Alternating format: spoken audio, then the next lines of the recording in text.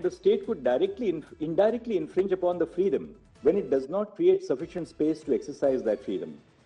A formal associational status or recognition of the association is necessary for the free and unrestricted exercise of the freedom to form intimate associations. Needless to say, there may be reasonable restrictions on this right. However, other than legally valid and binding restrictions, the right to intimate associations must be unrestricted. The state, by not endorsing a form of relationship, encourages certain preferences over others. In a previous segment of this judgment, we have discussed the tangible and intangible benefits of recognizing relationships in the form of marriage. While the tangible benefits of marriage are traceable to the content of law, the intangible benefits are secured merely because the state recognizes the relationship through the instrument of law. Intangible benefits in the form of expressive advantages exist irrespective of the content of the law. Even if the law does not grant any special material benefits to a relationship, the relationship would still be considered to be legitimate in the eyes of society. The freedom to choose a partner and the freedom to enjoy their society, which are essential components of the right to enter into a union and the freedom of intimate association, would be rendered odious if the relationship were to be discriminated against. For the right to have real meaning, the state must recognize a bouquet of entitlements which flow from an abiding relationship of this kind. A failure to recognize such entitlements would result in systemic discrimination against queer couples. Unlike heterosexual couples who may choose to marry, queer couples are not conferred with the right to marry by statute. To remedy this, during the course of the hearing, the Solicitor General of India made a statement that a committee chaired by the Cabinet Secretary will be constituted to set out the rights which will be available to queer couples and unions. The committee shall set out the scope of the benefits which accrue to such couples.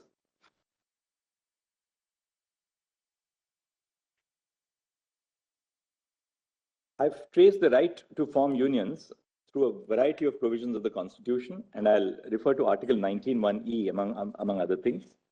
Citizens of India have the right to settle in any part of the territory of India in terms of Article 19(1)(e). They, like all other citizens, may exercise this right in two ways. First, they may build their lives in a place of their choosing in accordance with law, either by themselves or with their partner. They may reside in that place permanently, subject to other reasonable restrictions, including those intended to protect the rights of tribal communities. This right is uniquely significant to persecuted groups, such as queer persons, intercaste couples, or interfaith couples, who migrate from their hometowns to other places in the country, including cities. And second, they may settle down with another person by entering into a lasting relationship with them. In fact, this mode of the exercise of the right under Article 19(1)(e) is encompassed by the first mode, because to many people, building a life includes choosing their life partner. Hence, the right to enter into a union is also grounded in Article 19(1)(e). Article 21 is available to all persons, including queer persons. Article 21 encompasses the rights to dignity, autonomy, and privacy. Each of these facets animates the others. It is not possible to speak of the right to enter into a union without also speaking of the right to intimacy, which emanates from these rights. Page 170 note kar do. These rights demand that each individual be free to determine the course of their life as long as their actions are not barred by law.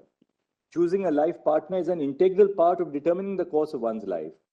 Most people consider this decision to be one of the most important decisions of their life, one which defines their very identity.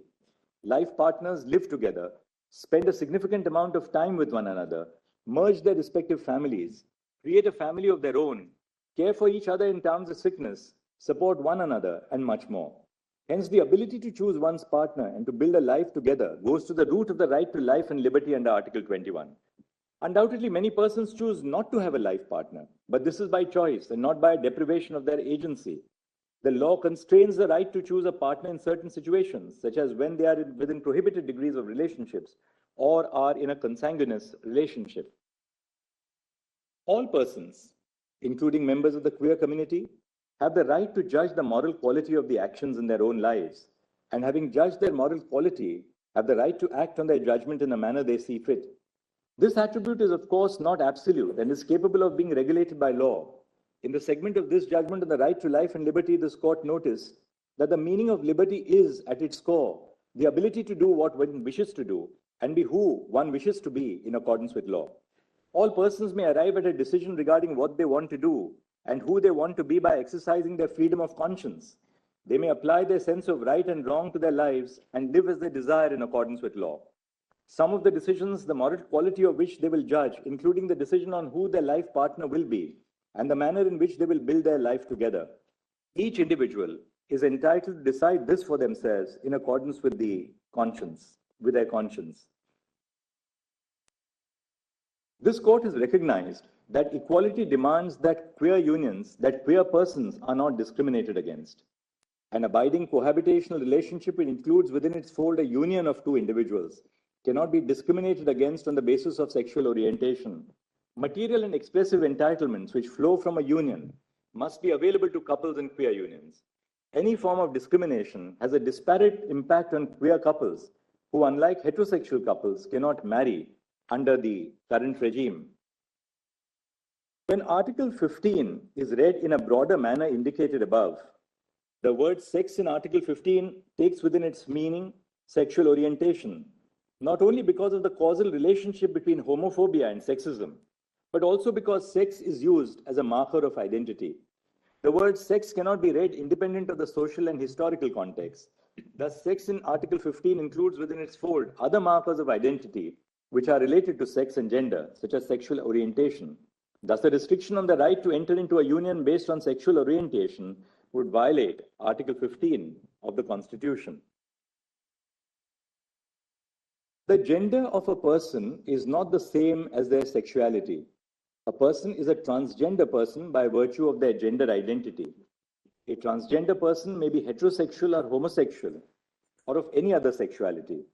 If a transgender person is in a heterosexual relationship and wishes to marry their partner, and if each of them meets the other requirements set out in the applicable law, such a marriage would be recognized by the laws governing marriage. This is because one party would be the bride or the wife in the marriage, and the other party would be the bridegroom or the husband. The laws governing marriage are framed in the context of a heterosexual relationship.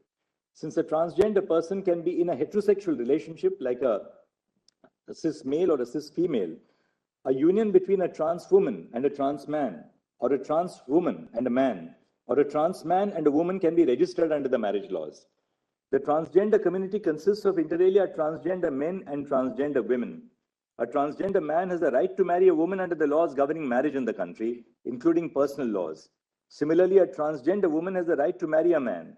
A transgender man and a transgender woman can also marry. Intersex persons who identify as a man or a woman and seek to enter into a heterosexual marriage would also have a right to marry. Any other interpretation of the laws governing marriage would be contrary to Section 3 of the Transgender Persons Act and Article 15 of the Constitution.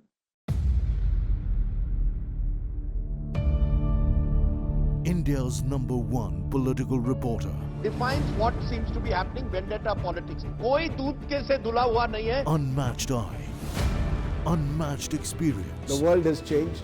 My black hair has become grey as well. And with unmatched passion for the story. Do not monopolize the conversation. When it's 100% news that matters. It's News Today with Rajdeep Sardesai. Monday to Friday, 9 p.m. Only on India Today TV.